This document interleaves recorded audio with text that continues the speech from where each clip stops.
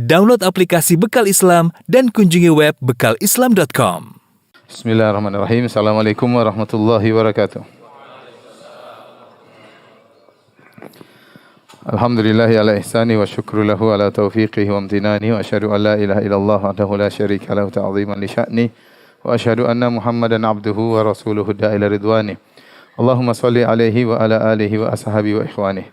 Hadirin hadirat, kita lanjutkan pengajian kita tentang As-Sirah An-Nabawiyah dan kita sampai pada peristiwa yang sangat besar, yaitu peristiwa Al-Isra wal Mi'raj. Para ulama menyebutkan bahwasanya peristiwa Al-Isra wal Mi'raj ini adalah peristiwa yang Allah adakan bagi Nabi sallallahu alaihi wasallam untuk menghibur Nabi sallallahu alaihi wasallam, karena tatkala itu di puncak-puncak kesulitan yang dihadapi oleh Nabi sallallahu alaihi wasallam. Beliau baru saja meninggal pamannya Abu Talib yang selama ini membelanya. Kemudian istrinya disusul dengan meninggalnya istrinya yang sangat dia cintai, Khadijah radhiyallahu taala anha. Kemudian beliau pergi ke Taif, diusir oleh penduduk kota Taif, dilempar hingga berlumuran darah, ya. Bertubi-tubi ujian dihadapi oleh Nabi sallallahu alaihi wasallam, maka Allah tutup ujian-ujian tersebut dengan peristiwa yang mengkokohkan Nabi sallallahu alaihi wasallam, itu peristiwa Al-Isra wal Mi'raj. Al-Isra wal Mi'raj tersusun atas dua kata, Al-Isra dan Al-Mi'raj. Adapun Al-Isra secara bahasa Arab yaitu perjalanan yang dilakukan di malam hari. Itu namanya Al-Isra. Dan adapun Al-Mi'raj namanya naik. Al-Mi'raj artinya su'ud, yaitu naik. Sehingga Al-Isra wal Mi'raj adalah peristiwa yang menggabungkan antara perjalanan Nabi dari Masjidil Haram ke Masjidil Aqsa di malam hari, kemudian Mi'raj, urija bihi, naik ke Sidratil Muntaha, di atas langit yang ketujuh. Disebut dengan Al-Isra wal Mi'raj. Dan Allah sebutkan dalam Al-Quran tentang kisah Al-Isra wal Mi'raj, kata Allah Subhanahu wa taala, subhanalladzi asra bi 'abdihi lailan minal masjidil haram ilal masjidil aqsa alladzi barakna haulahu linuriyahu min ayatina innahu wasami'ul basir. Kata Allah Subhanahu wa taala, Maha suci Allah yang perjalankan hambanya di malam hari dari Masjidil Haram menuju ke Masjidil Aqsa yang kami berkahi di sekitarnya, agar kami tunjukkan kepadanya di antara tanda-tanda kebesaran kami, innahu huwas samiul basir, sungguhnya Allah Maha mendengar lagi Maha melihat. Kemudian juga Allah sebutkan dalam surat An-Najm, kata Allah, wa laqad ra'ahu nazlatan ukhra inda sidratil muntaha indaha jannatul ma'wa. Sungguh Muhammad SAW telah melihat Jibril untuk kali keduanya atau kesempatan lainnya. Setelah Nabi melihatnya di Gua Hira, Nabi melihat Jibril dalam bentuk aslinya di kesempatan yang lain. Kapan? Inda Sidratil Muntaha. Itu di Sidratil Muntaha, yaitu di tatkala Nabi sedang Mi'raj. Indaha Jannatul Ma'wa. Di sisi Sidratul Muntaha ada surga. Jadi Al-Quran menyebutkan dalam dua surat, ya, surat Al-Isra dan juga surat An-Najm. Kemudian adapun hadis-hadis Nabi SAW yang menyebutkan tentang peristiwa Al-Isra wal Mi'raj sangat banyak. Sampai hadis-hadisnya mutawatir. Ya, yang dimaksud dengan mutawatir itu hadis-hadis yang diriwayatkan lebih dari 10 sahabat.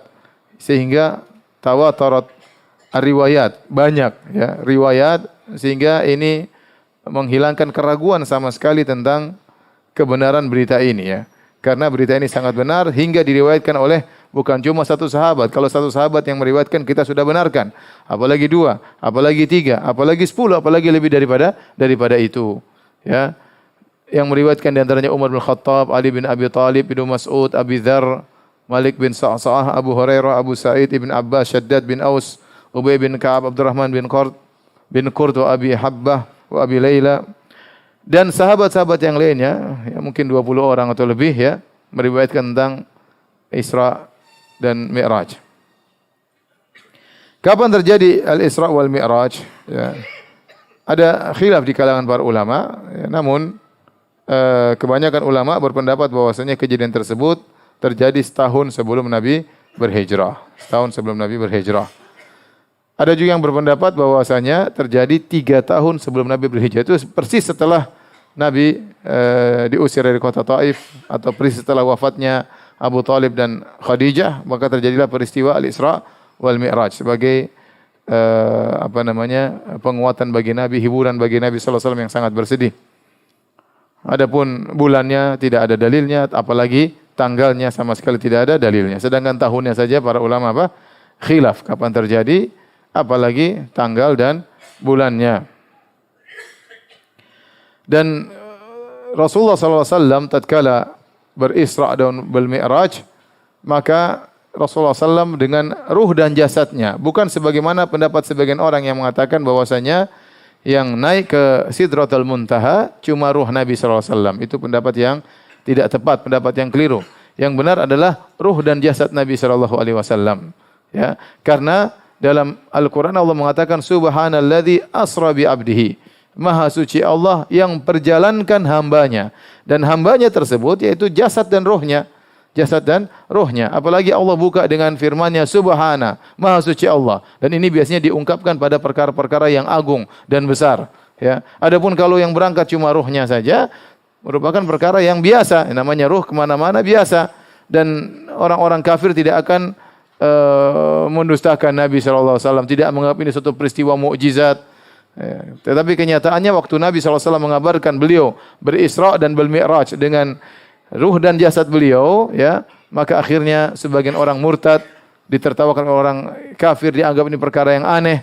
Oleh karena yang benar bahwasanya Nabi berisra dan bermi'raj adalah dengan ruh dan jasadnya. Ini merupakan konsekuensi dari perkataan Subhanalladzi asra bi abdihi. Maha suci Allah yang telah memperjalankan Nabi, ya, hambanya di malam hari, yaitu sebagai Nabi SAW, ruh dan jasadnya. Lagi pula, sebagaimana nanti akan datang dalam hadis-hadis, Nabi SAW waktu Isra, Nabi SAW naik kendaraan Al-Buraq. Kendaraan apa? Al-Buraq. Kalau ruh tidak perlu pakai tunggangan. Tunggangan itu dinaiki oleh jasad, ya tidak? Kalau ternyata yang cuma berjalan cuma ruh, ya sudah, nggak usah pakai tunggangan, terbang aja nggak usah pakai tunggangan. Ini semakin memperkuat bahwasanya pendapat yang benar bahwasanya Nabi berisra dan mi'raj dengan ruh dan jasadnya. Taib, hadirin dan hadirat yang dirahmati oleh Allah Subhanahu wa taala, ya.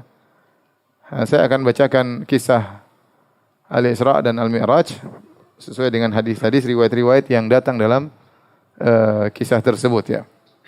Di antaranya dari Anas bin Malik radhiyallahu anhu qala anna Malik ibn Sa'sa'ah radhiyallahu anhu qala. Kata Anas bin Malik dari Malik bin Sa'sa'ah radhiyallahu anhu, dia berkata, anna nabiyallahi haddatsahum an lailatin usriya bihi. Bahwasanya Nabi SAW pernah bercerita kepada para sahabat tentang kisah di malam hari beliau diperjalankan oleh Allah Subhanahu wa taala. Qal, kata Nabi SAW, bainama ana fil hatim wa rubbama qala fil hijr. Al-hatim yakni al-hijr. Rasulullah SAW sedang di hijr. Yang orang sekarang mengatakan hijr Ismail, ya. Tapi namanya bukan hijr Ismail, yang benar al-hijr saja tanpa ada Ismailnya, ya. Ya. Karena penamaan ini bermasalah. Orang menyamakan hijr Ismail, ya, seakan-akan Nabi Ismail yang bangun, atau ada yang mengatakan di situlah kuburan Nabi Ismail. Ya, makam Ibrahim benar, situ tempat berdirinya Nabi Ibrahim. Makam tempat berdiri bukan makamnya Ibrahim, tapi tempat berdirinya siapa? Nabi Ibrahim tatkala beliau naik di atas batu untuk menyusun Ka'bah. Adapun hijr dibuat belakangan di zaman orang-orang Quraisy tatkala mereka merenovasi Ka'bah seperti sebagaimana pernah kita sampaikan, maka dibuat batas. Hijr artinya pembatas. Ya, bahwasanya Ka'bah aslinya sampai di situ, ya. Kemudian dibuat pembatas, ya. Hanya saja orang Quraisy waktu bangun Ka'bah duitnya enggak ada sehingga bangun Ka'bah cuma separuh, ya. Maka dibuat batasan bahwasanya pondasi Ibrahim tatkala dibangun Ka'bah oleh Ibrahim sampai daerah situ, maka disebut dengan Al-Hijr. Waktu Nabi SAW sedang tidur di Al-Hijr, muttaji'an, dalam kondisi berbaring, idh atani atin, tiba-tiba datang kepadaku sesuatu, yaitu malaikat Jibril, ya. Qala, kemudian faqadda atau fasyaqqa ma baina hadhi ila hadhihi. Maka Nabi mengatakan yang datang tersebut malaikat membelah dari sini sampai ke sini, kata Nabi sallallahu alaihi wasallam, yaitu min thugrati nahrihi ila syi'ratihi. Dari sini lubang sini, ya. Di atas leher ada lubang ini kan. Itu namanya thugrah, ya. Kemudian sampai di al-ana, di bawah pusar, itu dibelah, ya. Thumma utitu bi tastin min dhahabin mamlu'atin imanan. Kemudian dihadirkan sebuah tempayan terbuat dari emas penuh dengan keimanan. Faghasala qalbi. Kemudian malaikat tersebut mengeluarkan jantungku kemudian membersihkan jantungku. Tsumma husyiya, tsumma uida. Kemudian dimasukkan kembali jantungku, kemudian dikembalikan ya. Dijahit kembali dan sudah pernah kita sampaikan Nabi SAW dibelah dadanya sebelumnya kapan? Tatkala di Taif ya. Sudah lupa kah? Pengajian lama sekali.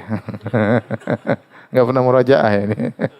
Nabi pertama kali dadanya dibelah tatkala beliau di Taif ya, waktu sekitar usia 4 tahun. Kejadian kedua tatkala beliau Isra Mi'raj. Ya Allah alam bisawab.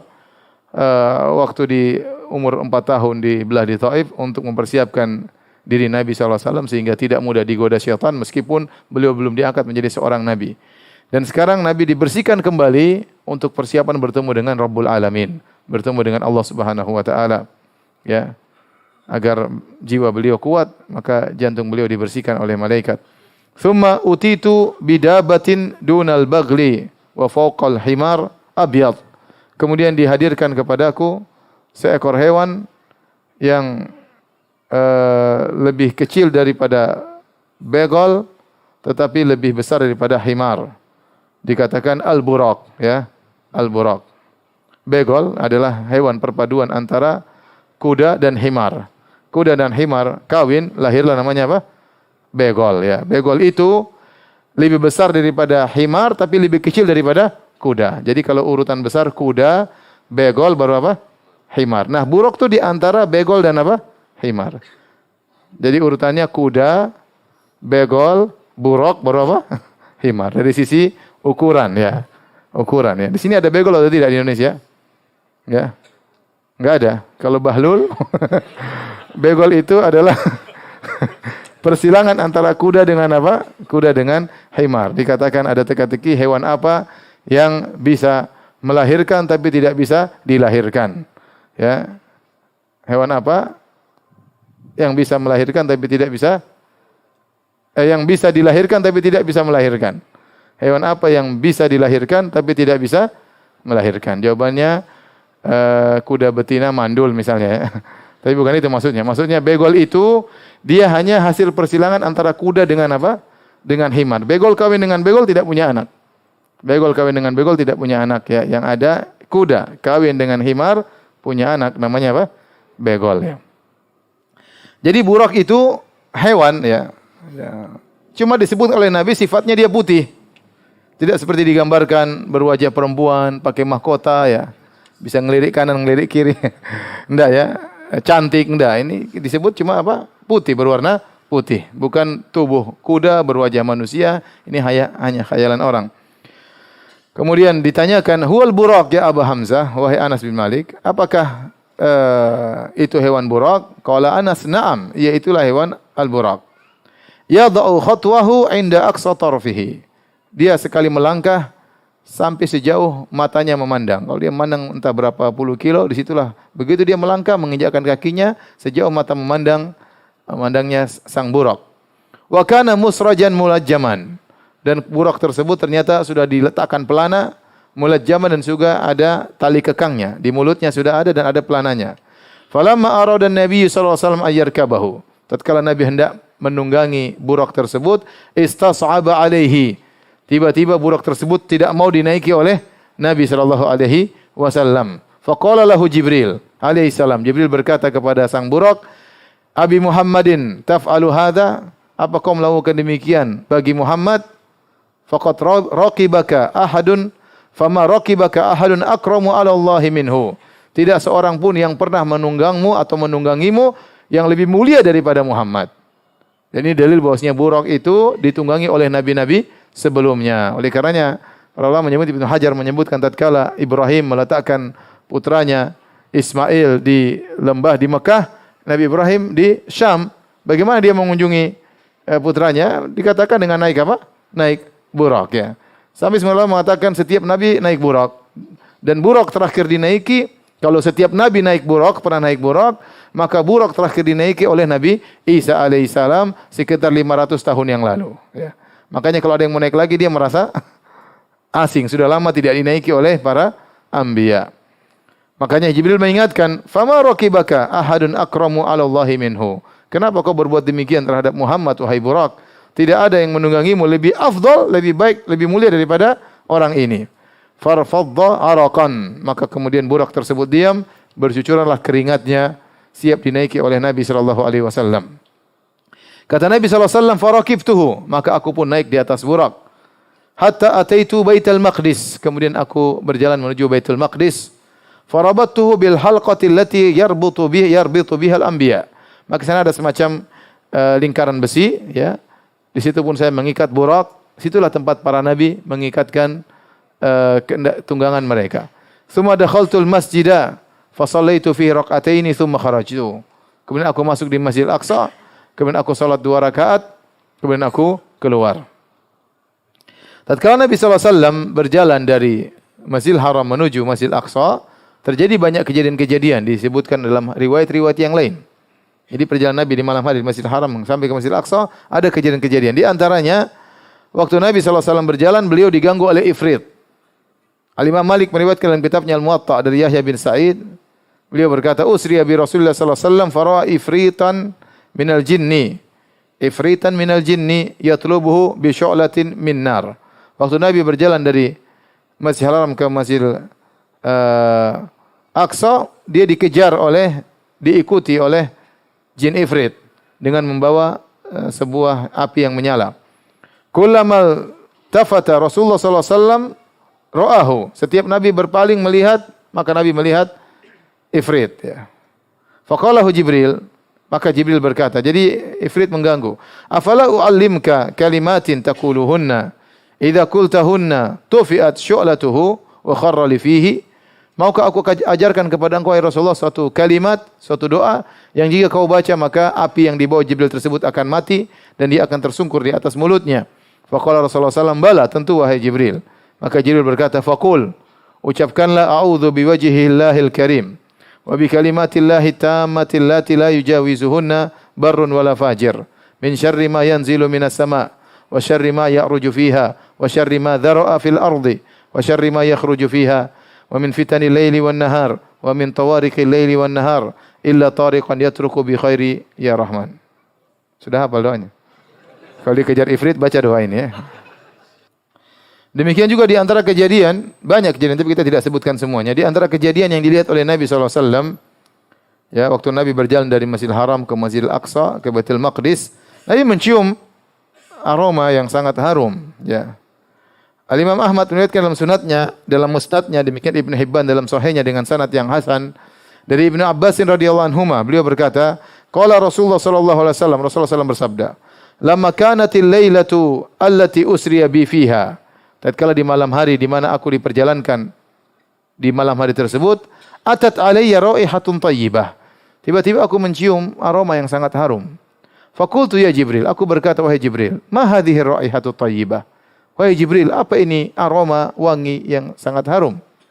Qala, kata Jibril alaihissalam, hadhihi raihatu masyitati ibnati Fir'auna wa auladiha. Ini adalah aroma masyitah, penyisir rambutnya putrinya Fir'aun dan juga wanginya anak-anaknya, anak-anak masyitah. Masyitah itu bukan nama, masyitah dalam bahasa Arab artinya penyisir. Apa namanya? Penyisir, ya. Penyisir putrinya Fir'aun. Fir'aun kaya raya, dia punya putri, tukang sisirnya juga spesial, ya. Salon di rumah, ya, tukang sisirnya ada sendiri, ya. Tukang sisirnya itu wanita yang muslimah yang beriman kepada Allah Subhanahu wa taala. Jibril berkata, "Bainama hiya tamshutu ibnata Fir'aun dzata yaumin." Pada satu hari wanita ini sedang menyisir rambutnya putrinya Fir'aun. Idz saqatat al-midra min yadiha. Tiba-tiba jatuhlah sisir dari tangannya. Faqalat bismillah. Dan dia berkata apa? Bismillah. Dan demikian, ya, kalau kita misalnya mau hampir nabrak orang kita bilang bismillah. Kalau ada yang jatuh kita bilang apa? Bismillah, sunnahnya demikian, ya. Dan itu sunnah yang tersebar di Arab Saudi, ya. Kita kebiasaan kalau jatuh bilang apa? Innalillahi wa inna ilaihi raji'un. Tapi sebenarnya bilang apa? Bismillah, ya. Faqalat laha ibnatu Fir'aun, abi, waktu dia mengatakan bismillah dengan nama Allah, maka putri Fir'aun dengar. Dan dia komentar, dia berkata, maksudmu bapakku? Dengan nama Allah, maksudnya dengan nama bapakku? Qalat la, kata masyitah, penyisir rambut putri Fir'aun, bukan. Walakin Rabbi wa Rabbu abika Allah. Tetapi yang saya sebut tadi adalah Rabbku dan Rabb bapakmu, yaitu Allah. Ya, Rabbnya Fir'aun juga Allah. Qalat ukhbirhu bidzalik. Qalat na'am. Maka dia ancam tukang sisirnya tadi, putrinya ngancam, aku akan kabarkan bapakku tentang perkataanmu ini. Kata sang wanita, silakan. Fa akhbarathu fada'aha. Maka dia pun kabarkan kepada Fir'aun. Maka Fir'aun panggil dia. Qala ya fulana. Maka Fir'aun bertanya, wahai fulana, wa inna laki rabban ghairi? Apakah kau punya Tuhan selainku? Faqalat na'am. Kata wanita tersebut, iya. Rabbi wa rabbukallah. Tuhanku ada selain Tuhanku dan Tuhanmu Allah ya. Tuhanku Allah, Tuhanmu juga siapa? Allah. Ya. Fa amara bi nukratin min nuhasin fa uhmiyat. Kemudian akhirnya Firaun memerintahkan didatangkan sebuah qidr, sebuah panci besar ya, terbuat dari tembaga kemudian dipanaskan. Tsumma umira biha an tulqa hiya wa auladuha fiha. Kemudian Firaun memerintahkan agar Masitah ini, wanita ini dan anak-anaknya dilemparkan dalam panci yang panas tersebut. Mungkin berisi sesuatu yang sangat panas. Faqalat lahu inna li ilaika hajatan. Maka wanita itu berkata kepada Firaun, wahai Firaun, aku punya permintaan kepadamu. Qala ma hajatuki? Apa permintaanmu? Qalat uhibbu an tajma'a idhami wa idhama waladi fi thawbin wahid. Aku minta agar kau kumpulkan tulangku dan tulang anak-anakku dalam satu kain kafan. Wa tadfinna, kemudian kau kuburkan kami. Qala dzaka laki alaina, akan kami lakukan. Fa amara bi auladiha, yang pertama dilemparkan adalah anak-anaknya. Jadi dengan harapan sang ibu berubah pikiran, lihat anak-anaknya dilemparkan dalam suatu yang sangat panas, entah minyak yang panas, entah air yang panas, intinya dibunuh. Fa ulqu baina yadayha wahidan wahidan. Maka dilemparkanlah anaknya satu demi satu di hadapannya. Dia lihat semuanya. Ini ujian yang sangat berat ya. Firaun berharap dia berubah pikiran. Berat, satu persatu dilemparkan. Ila anintaha ila sabiyyin laha murda. Sampai akhirnya semua anaknya semua dilemparkan dan dia tetap tegar.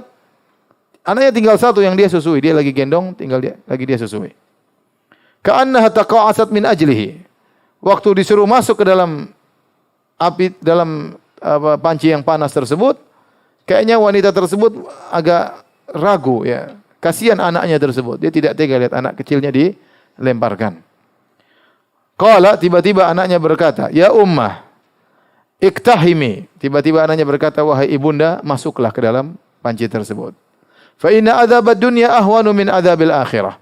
Sungguhnya azab dunia itu lebih ringan daripada azab akhirat. Faqtahamat, maka dia pun menceburkan diri dalam panci tersebut, akhirnya meninggal seluruhnya.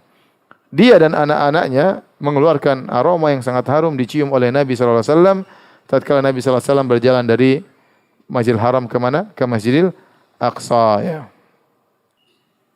Banyak peristiwa-peristiwa yang dilihat oleh Nabi sallallahu alaihi wasallam ya. Di antaranya Rasulullah SAW melihat juga di perjalanannya rajulan qad jama'a izmata hatabin 'azimah, seorang laki sedang mengumpulkan banyak kayu bakar. La yastati'u hamlaha, setelah dia kumpulkan kayu bakar yang banyak dia tidak bisa memikulnya. Wa huwa yuridu an yazida alaihi, sementara dia ingin tambah lagi kayu bakarnya. Maka Rasulullah SAW bertanya, "Ma hadza ya Jibril?" Siapa orang ini Jibril? Qala hadza rajul min ummatika takunu indahu amanatun nas la yaqdiru ala adaiha wa huwa yuridu an yahmila 'alaiha. Ini orang banyak amanah orang-orang pada dia ya. Dia pengurus misalnya, menerima amanah dari orang, namun dia tidak bisa menunaikan amanah tersebut. Dia sudah tidak bisa menunaikan amanah tersebut, dia masih ngumpulin lagi ya, amanah tersebut. Ya, hati-hati kalau seorang misalnya ngumpulin sumbangan dari masyarakat ya, harus segera dia tunaikan amanah tersebut. Kalau tidak mampu jangan kumpulin terus tersebut, sementara kumpulin terus mereka tidak mampu untuk menunaikan amanah yang dia dititipkan kepadanya oleh masyarakat.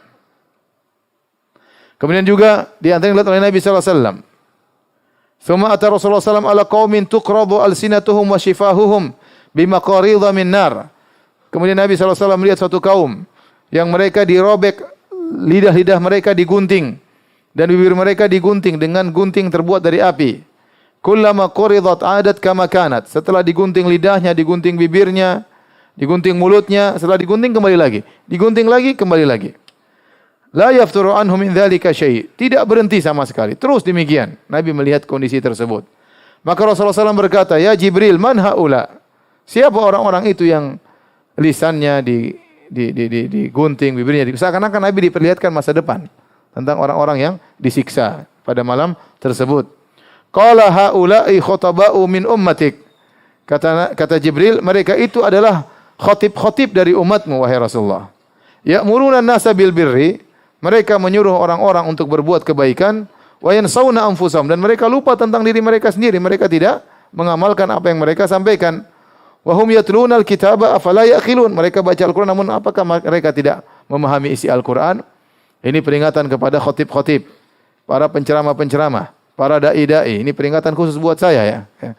Bahwasanya hati-hati tatkala menyampaikan, seorang berusaha untuk mengamalkan apa yang dia sampaikan ya.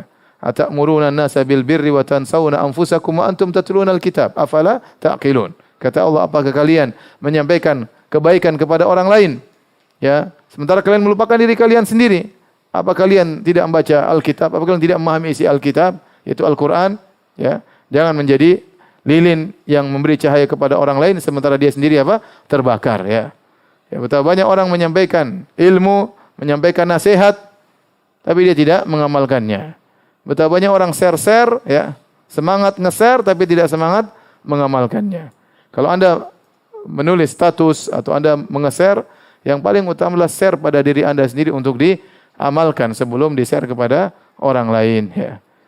Apalagi sudah sampai pada derajat khatib, suka ceramah, menyampaikan, ya, khutbah, ternyata menyelisih apa yang dia sampaikan.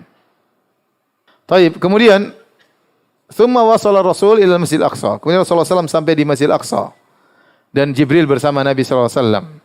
Fawajadal anbiya qad jumi'u lahu. Nabi mendapati para nabi sudah dikumpulkan di Masjid Aqsa. Faqaddama Jibril alaihissalam ar-rasula wa shalla bil anbiya imaman. Maka Jibril menyuruh Nabi jadi imam, mengimami para nabi. Para nabi, roh-roh mereka dihadirkan oleh Allah Subhanahu wa taala di Masjid Aqsa untuk salat di belakang Nabi sallallahu alaihi wasallam. Al-Imam Muslim meriwayatkan dalam sahihnya dari Ibnu Mas'ud, Rasulullah SAW bersabda, "Fahanatis salatu fa amamtuhum." Maka tiba waktu salat, aku pun mengimami mereka. Masalah Nabi mengimami para anbiya di Masjid Aqsa, apakah itu sebelum Nabi naik ke atas langit atau setelah Nabi turun dari langit? Ada khilaf di kalangan para ulama. Sebagian mengatakan Nabi mengimami sebelum Nabi naik ke langit, dan ada yang mengatakan Nabi mengimami setelah Nabi turun dari apa? Langit. Karena Nabi berkata dalam hadis tersebut, "Fahanatis salatu fa amamtuhum." Ya, maka tiba waktu salat dan aku pun mengimami mereka. Dan tidak ada waktu salat kecuali salat subuh tatkala itu. Ya, yaitu setelah Nabi naik ke langit. Kemudian Nabi turun, kemudian Nabi mengimami para nabi, ya. Sallallahu alaihi wasallam. Nabi mengimami mereka. Kemudian juga di antara dalil bahwasanya Nabi mengimami mereka setelah Nabi turun, yaitu buktinya waktu Nabi setelah naik ke langit, Nabi bertemu dengan mereka. Nabi tanya, ya Jibril, ini siapa? Ini siapa? Ini siapa? Nabi tidak mengenal mereka. Kalau Nabi sudah ketemu mereka sebelumnya, Nabi akan mengenal apa? Mereka. Jadi zahirnya wallahu alam bisawab, Nabi mengimami para nabi-nabi yang lain setelah Nabi turun dari mana? Dari Mi'raj, dari langit ketujuh. Ini pendapat Ibnu Katsir rahimahullahu ta'ala. Setelah itu sebelum Nabi naik ke langit, ya, Nabi mengatakan, "Tsumma dakhaltul masjid fa shallaitu fi rak'atain." Kemudian aku pun masuk Masjid Aqsa, aku pun salat 2 rakaat. Tidak disebutkan salat bersama Nabi, bersama nabi-nabi yang lain. Ini pertama Nabi datang Masjid Aqsa, Nabi salat 2 rakaat, ya. Mungkin tahiyatul masjid atau apakah. Faja'ani Jibril alaihissalam bi ina'in min khamr wa ina'in min laban. Kemudian Jibril pun mendatangkan kepadaku 2 gelas. Yang satu isinya khamr, satu isinya susu. Fakhtartul laban, maka aku pun memilih untuk meminum laban. Maka Jibril berkata, "Ikhtartal fitrah," engkau memilih fitrah. Setelah itu Nabi SAW siap naik ke langit. Kemudian apa kata Rasulullah SAW? "Tsumma akhadha biyadi," ay Jibril alaihissalam, "fa araja bi ila sama'id dunya." Kemudian Jibril memegang tanganku. Kemudian aku dibawa ke atas ke langit dunia, langit yang pertama. Falamma ji'tu ila sama'id dunya, qala Jibril alaihissalam li khazinis sama', "Iftah." Tatkala aku sampai di langit dunia, langit yang pertama, Jibril berkata kepada penjaga langit, "Bukalah pintu langit." Faqala, "Man anta?" Rupanya malaikat penjaga langit tidak kenal Jibril. Siapa Anda? Qala Jibril. Oh sudah, jagoan bos Jibril. Pemimpin para malaikat. Wa man ma'aka? Siapa yang bersamamu? Qala Muhammad. Mereka sudah dengar tentang Muhammad, ya, isu di kalangan para malaikat, tetapi mereka tidak tahu Muhammad seperti apa. Maka akhirnya malaikat penjaga langit itu berkata, "Wa qad ursila ilaihi?" Apakah dia telah diutus? Qala na'am, iya, ini sekarang sama saya sudah diutus. Qala marhaban bihi, maka malaikat terus berkata, "Selamat datang Muhammad." Fa ni'mal maji'u ja'a, sungguh orang terbaik telah datang. Fa futiha lana, kata Rasulullah SAW, akhirnya pintu dibuka. Jadi langit itu ada pintu-pintunya. Ya. Wa futihatis sama'u fa kanat abwaban. Pada hari kiamat kelak kata Allah, pintu-pintu langit terbuka, maka terlihatlah pintu-pintu yang terbuka. Langit dibuka, maka terbukalah seperti pintu-pintu yang terbuka. Kemudian kata Nabi SAW, "Falamma alawna as-sama'a ad-dunya, fa idza rajulun qa'idun an yaminihi aswidatun wa an yasari aswidatun." Tatkala kami melewati langit yang pertama, langit dunia, tiba-tiba kami melihat ada seorang lelaki di sebelah kanannya banyak ruh, di sebelah kanannya, di sebelah kirinya juga banyak ruh, banyak arwah. Fa idza nadhara qibala yaminihi dhahik. Kalau dia melihat ke sebelah kanannya dia tertawa, lihat ruh-ruh yang begitu banyak dia tertawa. Wa idza nadhara qibala shimalihi baka. Kalau dia melihat ke sebelah kiri dia menangis. Faqultu man hadha ya Jibril? Aku berkata, siapa ini wahai Jibril? Qala hadha abuka Adam, ini bapakmu Adam. Fasallim alaihi, ucapkanlah salam kepadanya. Fasallamtu alaihi faradda salam. Maka dia berkata assalamualaikum. Adam mengatakan waalaikumsalam. Kemudian Adam mengenal Nabi Muhammad SAW. Beliau berkata marhaban bil ibni saleh wan nabi saleh. Selamat datang wahai putraku yang saleh. Selamat datang wahai nabi yang saleh. Kemudian Jibril berkata hadhil aswidatu an yaminihi wa an shimalihi nasamu banihi fa ahlul yamin ahlul jannah. Adapun ruh-ruh yang sebelah kanan itulah ruh-ruh keturunannya yang masuk surga. Adapun yang sebelah kiri adalah ruh-ruh yang masuk neraka jahanam. Jika dia melihat ke sebelah kanan dia tertawa atau tersenyum, jika lihat sebelah kiri maka dia pun menangis. Waktu Nabi SAW sampai ke langit dunia, Nabi diperlihatkan juga banyak kejadian-kejadian. Ya. Di antaranya dari Abu Sa'id Al-Khudri radhiyallahu anhu, qala Rasulullah SAW bersabda, "Lamma dakhaltu sama'a dunya," tatkala aku masuk ke langit dunia. Kemudian Nabi berkata, "Ra'aitu rijalan lahum masyafir kama syafiril ibil." Aku melihat lelaki-lelaki yang mereka memiliki mulut seperti mulut onta. Fi aidihim qita'un min narin kal afhar. Aku melihat mereka memegang di tangan mereka ada api seperti batu besar tapi isinya api. Yakdhifunaha fi afwahim, maka mereka pun melemparkan api tersebut ke dalam mulut mereka. Fatakhruju min adbarihim, api yang seperti batu tadi yang mereka lemparkan dalam mulut mereka seperti onta, besar, lebar, mudah dimasukkan bongkahan api tersebut, kemudian langsung keluar lewat dubur mereka. Faqultu man haula'i ya Jibril? Siapa mereka itu hai Jibril? Qala haula'i akalatu amwalil yatama zulman. Mereka adalah orang-orang yang memakan harta anak yatim dengan kezaliman. Ini peringatan bagi orang yang ngumpulin dana ya. Saya selalu ingatkan ikhwan. Sebagian orang jadi panitia, jadi pengurus masjid kah, pengurus anak yatim lah, panitia pembangunan masjid kah. Pokoknya yang dia ngurusi duit masyarakat untuk mengirim bantuan ke orang-orang yang terkena musibah, terkena bencana atau ke luar negeri misalnya. Maka hendaknya dia waspada bahwasanya dia harus berhati-hati mengurus harta tersebut dengan sebaik-baiknya. Kalau kita saja ngurus duit kita, terkadang kita pelit, kita perhitungan, kita tidak ingin uang kita terbuang sembarangan, apalagi ngurus uang orang lain. Oleh karena saya sampai baca tentang Syekh Utsaimin rahimahullahu taala ya, bahwasanya beliau tatkala mengumpulkan dana untuk bangun masjid, bahkan kalau di uang tersebut untuk dibangun menara, beliau agak berat. Karena orang-orang tatkala memberi uang itu untuk bangun apa? Masjid. Sementara menara itu biayanya besar dan fungsinya tidak begitu besar. Menara itu biayanya besar, fungsinya tidak besar. Artinya beliau sangat berhati-hati mengurusi uang umat.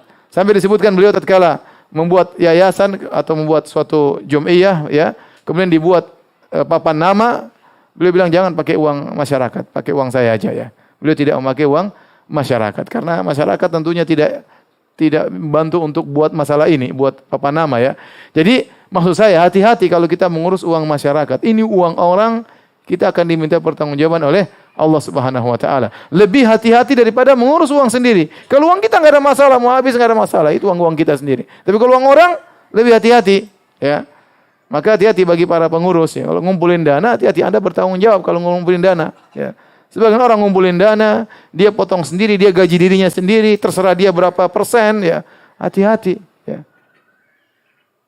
Demikian juga ngurus anak yatim, ya. Orang-orang kasihan lihat anak yatim, kasih dana kemudian dia makan sendiri hartanya.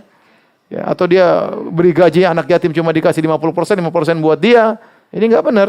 Innal ladzina ya'kuluna amwalal yatama dzulman innama ya'kuluna fi butunihim nara wa sayaslawna sa'ira. Kata dalam surat An-Nisa, sungguhnya orang-orang yang makan harta anak yatim dengan penuh kezaliman, sungguhnya mereka seperti makan masukkan bara api ke dalam perut mereka dan mereka akan masuk dalam neraka jahanam. Dia hati-hati tatkala mengolah dana masyarakat. Sebagian orang ngumpulin dana, misalnya bentuk yayasan atau bentuk sekolah, bentuk ini, lama-lama duitnya jadi milik pribadi. Ya, kalau orang tahu itu bangun sekolah bukan untuk umat, untuk ente, mereka tidak akan bantu ente. Orang-orang itu kasih bantuan untuk manfaat kepada masyarakat, bukan untuk antum kelola, antum ambil untung sebanyak-banyaknya, untungnya masukkan kantong pribadi. Haram, tidak boleh seperti ini. Sebagian kejadian seperti itu. Bangun yayasan, kemudian orang-orang bantu dari nol, kemudian besar, akhirnya jadi milik keluarga. Sejak kapan yayasan jadi milik keluarga Anda? Kalau udah masyarakat dulu tahu bakalan seperti ini, enggak ada yang membantu Anda meskipun hanya 1 rupiah, enggak ada. Maka bertakwalah kepada Allah, nasib Anda bahaya pada hari kiamat kelak. Makan tidak amanah, memakan uang titipan masyarakat yang harusnya buat umat, Anda gunakan untuk kantong pribadi.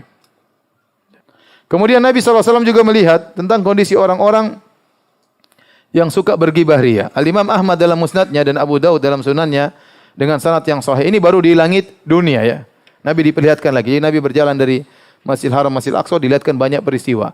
Dari tatkala melewati langit dunia juga Allah melihatkan banyak peristiwa.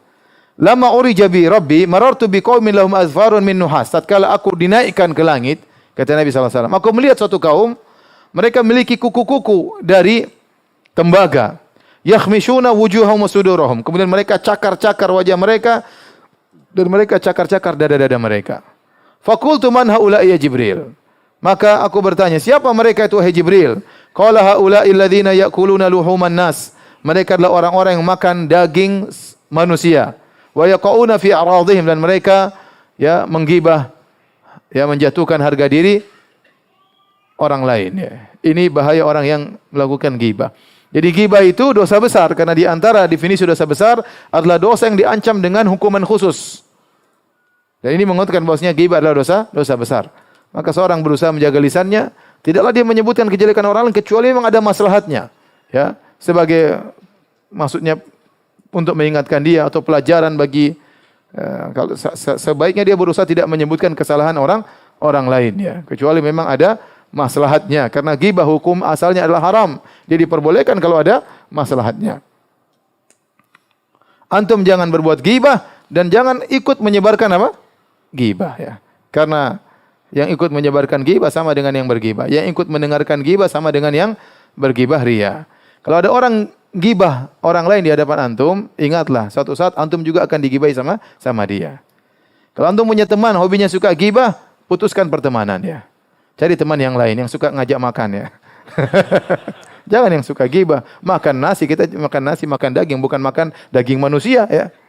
Cari aja yang suka ajak makan, yang makan beneran, bukan makan daging manusia. Kalau dia gibah, dia ngajak kita makan daging saudara kita ya.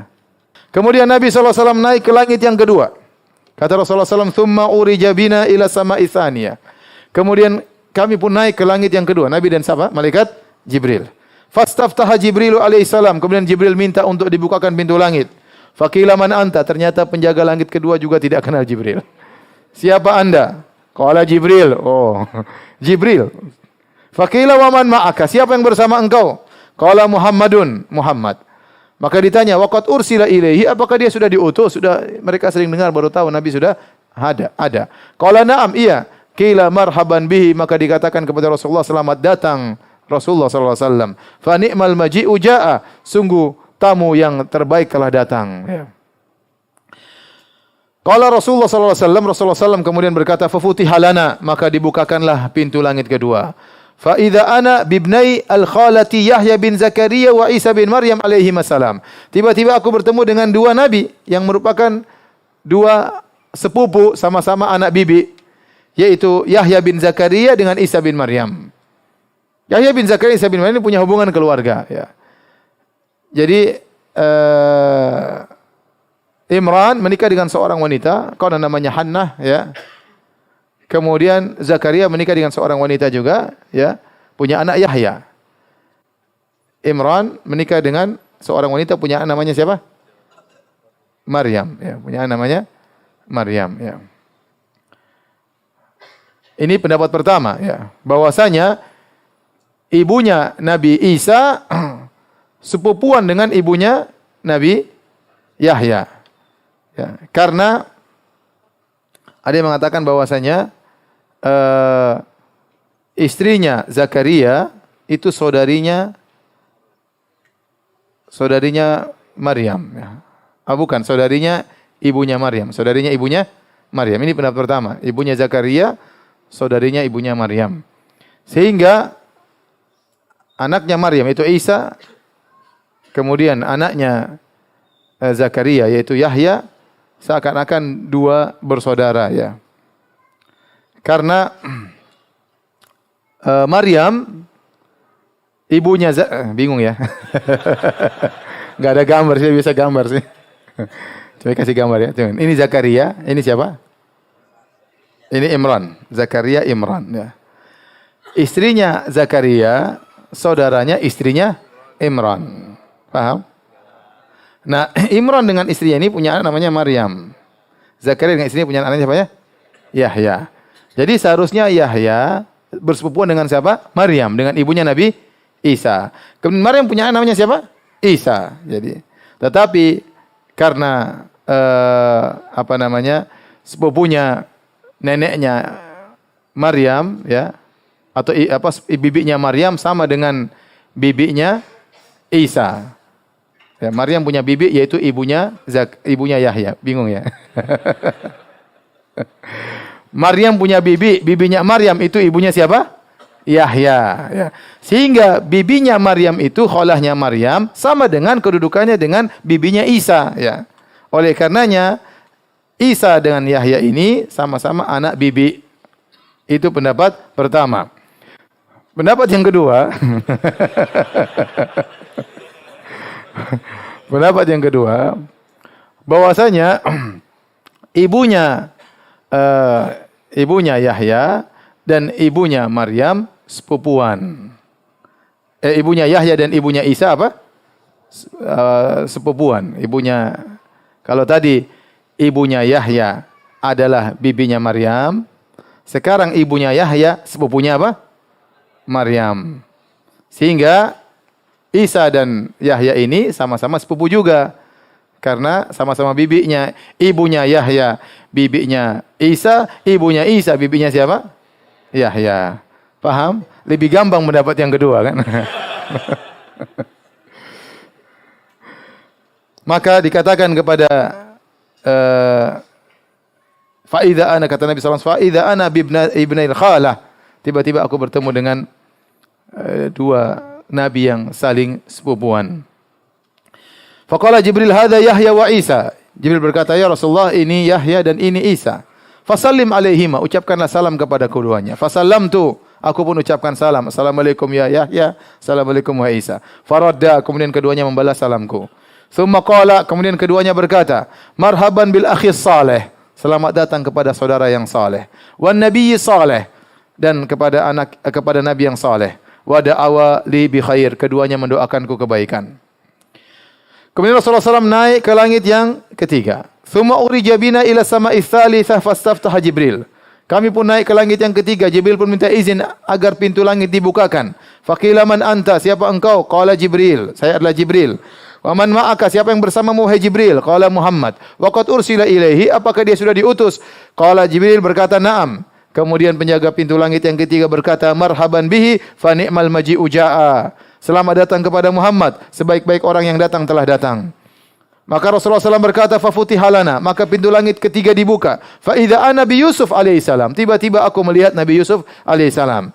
Qala Jibril, Jibril berkata, hadza Yusuf fasallim alaihi. Wahai Muhammad, inilah Nabi Yusuf, berilah ucapan salam kepadanya. Fasallamtu alaihi. Aku mengucapkan assalamu alayka Yusuf. Faradda salam. Maka Yusuf pun menjawab salamku. Tsumma qala, kemudian Nabi Yusuf berkata kepada Rasulullah, marhaban bil akhi saleh, selamat datang saudaraku yang saleh, wan nabi saleh, seorang nabi yang saleh, wa da'ali bi khair, maka Nabi Yusuf mendoakan kebaikan bagiku. Yaqulur Rasulullah SAW berkomentar waktu melihat Nabi Yusuf, kata Rasulullah SAW, fa idza huwa qad u'tiya syatral husni, ternyata Yusuf diberikan setengah ketampanan. Ada khilaf tentang makna setengah ketampanan ini ya. Di antara pendapat ada yang mengatakan satu dunia ini setengah ketampanannya buat Yusuf, sisanya dibagi-bagi ya. Antum seperberapa saya enggak tahu.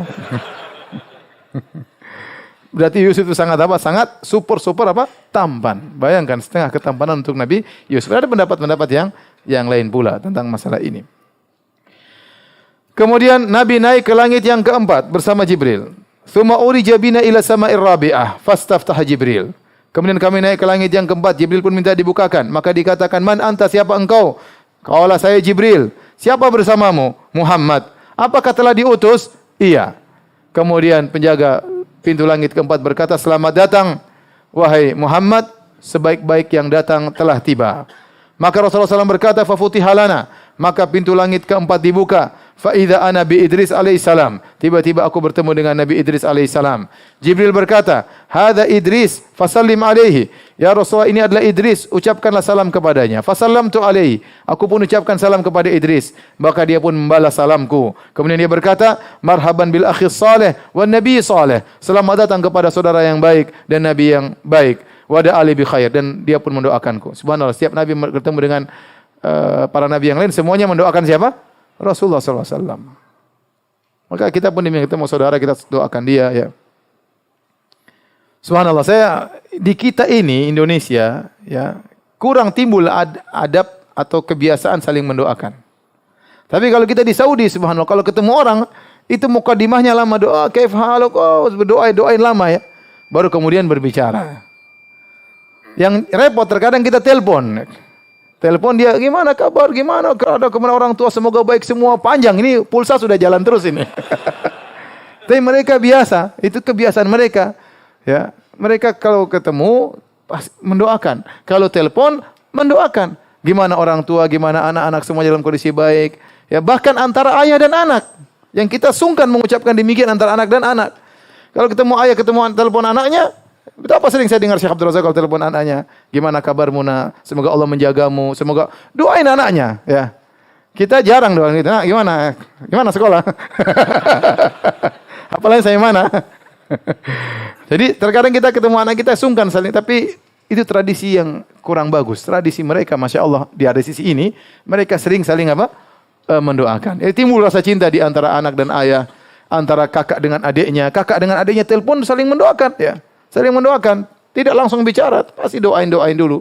Lihat Nabi SAW ketemu dengan para anbiya, mereka mendoakan Rasulullah SAW.